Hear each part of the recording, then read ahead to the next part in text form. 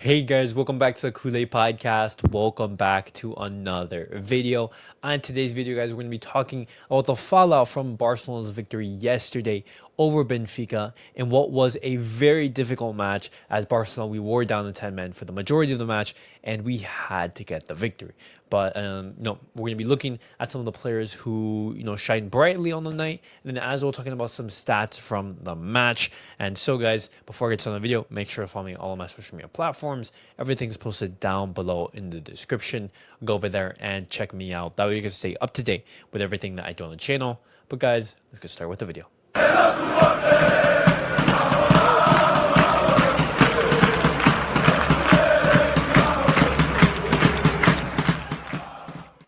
Right, guys, let's get started with the video and let's look at the words from Hansi Flick in the press conference after the match. He starts off by praising the team. He says, "We played an amazing 90 minutes. I'm very proud of my players' performance. It was a fantastic effort. I told them Chapeau," and that's, hats off.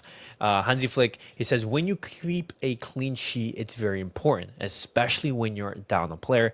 Tech played a fantastic match, and Barcelona, they played an absolutely phenomenal game. Obviously, that red card, it played a huge factor in the outcome of the game, but Barcelona, in no point of the match where I was worried that Benfica, they were taking control of the match. Barcelona, throughout the entirety of the match, we were solid defensively. We limited Benfica's chances, and in the chances that they did create, Szczęsny or some Barcelona defenders, they were there to snuff out the danger. Obviously, Benfica, they did create some chances, and it's understandably Benfica, they're a very solid team. They're in the round of 16 in the Champions League. They are going to be causing danger, but I had faith in Barcelona to get the job done. And when we talk about Barcelona, when they've been down to 10 men, guys, this is a stat that has been interesting. But under Hansi Flick, Barcelona, we played 6 games with 10 players, resulting in 4 wins, 1 draw, and 1 defeat. That 1 defeat, it did come at the start of the season against Monaco, and it does show the team's resilience and adaptability being down a man. But we also have to keep in mind that we can't allow these mistakes to keep on piling up, because 6 games with a red card so far this season, that is something that we do need to work on. And I understand it's a side effect from playing with this high line. You are going to be exposing your defenders, and increasing the probability of them making mistakes. But at the same time, we want to make sure that we're not giving red cards, because it could harm us in on the day. But Hansi Flick, he does continue. He says, "The tie is not decided. Of course, we know how football is. The opponent we have in front of us hopefully will qualify." And that's true. The tie isn't done. Barcelona, they get a huge victory away from home, but the job is not done. There's still a whole other second leg, but the work that we did in the first leg, it serves as a foundation for the second. That good work that we did, we need to make sure it doesn't go to waste in the second. Hansi Flick continues on. He says, "It's clear that's a different Szczęsny. Each match, he has more confidence and we're defending better. I know he can play at this level because I see it every day in training. Szczęsny played a fantastic match, but not just him." And right there, Szczęsny, guys, on the night, he was absolutely brilliant, man. Szczęsny was phenomenal. The amount of saves that he was able to make, the amount of chances that he snuffed out, it was brilliant. It was absolutely brilliant. And we talk about Szczęsny, guys. Szczęsny, he made 8 saves in Barcelona's match against Benfica yesterday, a feat not achieved by a Barcelona goalkeeper in over 5 years, with the last instance being Marc-Andre ter Stegen, who saved 9 shots against Bayern Leverkusen in the 15-16 Champions League season and 12 shots at the Bernabeu in the 16 and 17 La Liga season. And you guys know my stance on ter Stegen. I think ter Stegen has been a liability for Barcelona for many years. If ter Stegen was in goal yesterday for Barcelona, they don't go away with that 1-0 victory. Instead, it's Barcelona being down 3-4-0 in that instance. I don't trust ter Stegen in the biggest of occasions. I do see him as a liability, but that just gives even more credit to Szczęsny. Having an actual proper goalkeeper in these big Champions League matches, it gives you so much confidence.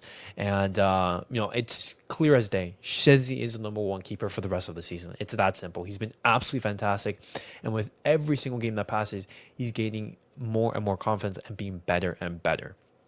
But returning back to Hansi Flick's words, he says, "After going down to 10 players, it wasn't easy, and we played very well, but we still have to play the second leg. Benfica is a good team, and we have to be careful. With the red card, I changed Olmo because it was a decision we had to make. It's not easy to understand, neither for him nor for us to decide. And that substitution, it was completely understandable. You had to have four midfielders, you had to have a 4-4-1. And when you think about one option that could be sacrificed, the only name that's coming into mind is Danny Olmo. Potentially, you could have, replaced Robert Lewandowski. But Robert Lewandowski, he played well. He played well in what was the role that he was given, and that was to anchor the center backs. Any time he would receive the ball, make sure to pass it quickly, relieve any pressure that Barcelona they were under, and that is something that he did phenomenally. And obviously, he didn't get on the score sheet, but he did do his job well. And obviously, we're going to be trying to count on Danny Olmo in the second leg, and he's going to be a big, big part. He says, "I'm proud of the team. We had a great goalkeeper. He was fantastic for us. We defended together, and that was important." He gives credit to Pedri, who was absolutely world-class, guys. Not enough praise goes out to Pedri. Pedri is absolutely phenomenal. He was the player who ran the most in yesterday's match, covering tons and tons of ground, and he was absolutely dominating that midfield. The MVP of the match. And funny enough, we're going to be talking about that because Szczęsny, he did have some words to say about that. But Pedri, man, he's absolutely world-class. He's by far the best midfielder in the world, and I don't think enough praise can go, towards him.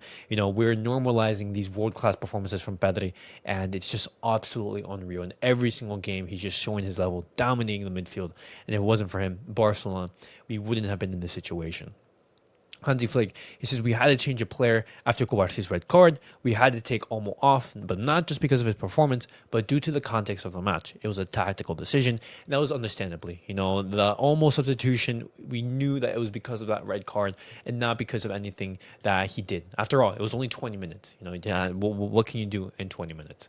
But it wasn't only Hansi Flick who spoke after the match. It was also Szczęsny, and he starts up by saying, Pedri got the MVP, but I can take half of it. And so right there, he said in the joking manner that he sort of deserved that MVP award, and I completely agree. Szczęsny, he was one of the big reasons why Barcelona, they did come out with a victory, making save after save after save. And he continues on, he said, we're very happy, but the work isn't finished yet. It ends next week, and next week is going to be monumental. Barcelona on Tuesday next week, they're going to have an opportunity to beat Benfica and make it into the quarterfinals, and then we're going to have another big test. And he ends off the quote by his little interview by saying, has it been my best match under the Barcelona crest? This is my best match is yet to come, and that just reeks aura, bro. That's just aura from Szczęsny, man. And just he's a goalkeeper that instills so much confidence, man. And I'm so glad that we finally have a goalkeeper on in goal that can actually give that confidence to the players, and you can genuinely see what a world-class goalkeeper can give you. But it wasn't only Ter Stegen. I mean, it wasn't only Szczęsny and Pedri who had a great game, but also Rafinha. Rafinha, guys, he was the player to get the winner, absolutely rocket from outside of the box. And when we look at Rafinha so far this season, guys, he is absolutely on fire. So far this season, he has 43 goals and assists. He has surpassed a combined total of both the previous two seasons with 45 GA. He's super close to surpassing that. He only has to get two more goals or assists to equalize his goals contributions for the previous two seasons. Rafinha right now is in a genuine race for that Ballon d'Or, and he's been the best big game player so far in the world right now. When you think about the big games that Barcelona they've had against Real Madrid, against Bayern Munich, against Borussia Dortmund, against literally anyone you can imagine, Rafinha has been absolutely monumental.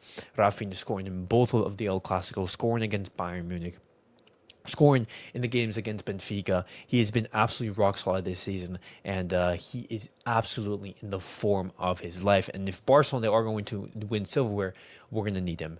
But it wasn't only Rafinha who also performed well, guys. I want to give credit to Ron Araujo, because after Kovarski he was sent off, Ron Araujo he came on in replacement of Danny Olmo. He filled in that center back spot after that red card, and Ron Araujo, he was absolutely impressing. He was very impressive on the night. He kept a clean sheet against Benfica. He made 7 clearances, 4 block shots, and 2 tackles, and he wasn't dribbled past once. And Ron Araujo, I think this this is the type of game that suits him. When Barcelona, they are forced to defend, this is where Araujo thrives as a defender. This is the type of profile of match that you say, hey, you want an Araujo there who can go, toe to toe with Pavlidis, for example, very physical and fantastic striker. He can have that physical battle as well. And, you saw Araujo be very impressive on the night. And he's most likely going to start in next week's match against Benfica. As Cuarci, he has been sent off, and so he will be missing that match. And so that center back partnership of Inigo and Araujo, we are going to see that next week. But guys, Barcelona in yesterday's match, it was absolutely monumental. Showed tons of grit, tons of resilience to get that win under 10 men. And these are the type of wins that are typical of champions. And I'm not going to say that Barcelona are going to go out and win the Champions League, because we want to take game by game. But these are the type of games that give you that confidence to say, hey, we are the real deal. We can go far in this competition. And if we don't shoot ourselves in the foot, we can definitely, go far and have some success. And so I want to hear your guys' thoughts in regards to the words from both Hansi Flick and as well from Szczęsny, and as well some of the stats that I discussed as well. What do you guys make of yesterday's victory over Benfica? And rounding off the video, guys, I want to be talking about Frankie de Jong, because Barcelona, according to a report by Sport, they have begun talks with Frankie de Jong, with his agents, in order to renew his contract which is expiring next season in the summer of 2026. Barcelona, they're going to be looking at offering him a 3-year deal with an annual salary of 18 to 19 million euros. Now, Barcelona, they are going to be looking to renew him, as he has been performing well in these past couple of weeks. He was very good yesterday against Benfica, and his performances as well, they are attracting interest from abroad, such as from Premier League teams and everything. And so Barcelona, they do want to start that renewal process. And you guys know my thoughts in regards to Frankie de Jong. I think it's in Barcelona's best interest to renew Frankie de Jong, but to look to sell him. Obviously, you want to have that leverage and say, hey, if Frankie de Jong, if another team wants to come in, pay 70, 80, 90 million euros for the Dutchman. But, if Barcelona are going to keep Frankie de Jong, I'm not against it, but my priority would definitely be looking to sell. I think it's Barcelona and Frankie de Jong. I think that journey or that path, I think we've seen the best of what that partnership can give us. I don't think that Frankie de Jong is necessarily a bad player, but we've never seen his best level at the club. But if Frankie de Jong can prove me wrong, if he can be a pivotal part of this system in these next upcoming weeks, then I'm totally fine with that. If Frankie de Jong doing well means that Barcelona do well, and I'm 100% open to that. But if I'm looking at Barcelona, if I'm looking at how our relationships has been with Frankie de Jong in the past couple of years, I'm saying, hey, Barcelona, with him performing well, this is the perfect opportunity to sell. There are teams from abroad. Let's just agree that deal and we move on. Each go our separate ways. But Barcelona, they have different plans. They are going to be lowering his salary, which is a positive. Yeah, after all, he was the highest earner in the club. And so, I want to hear your thoughts as well. What do you guys make of Frankie de Jong? Barcelona looking to renew his contract. Would you guys want him to stay? Or are you guys in agreement with me and say, hey, this is the perfect opportunity for Barcelona to sell, as he is performing really well?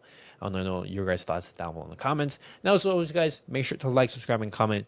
And I'll see you guys all in the next video. Peace out, guys.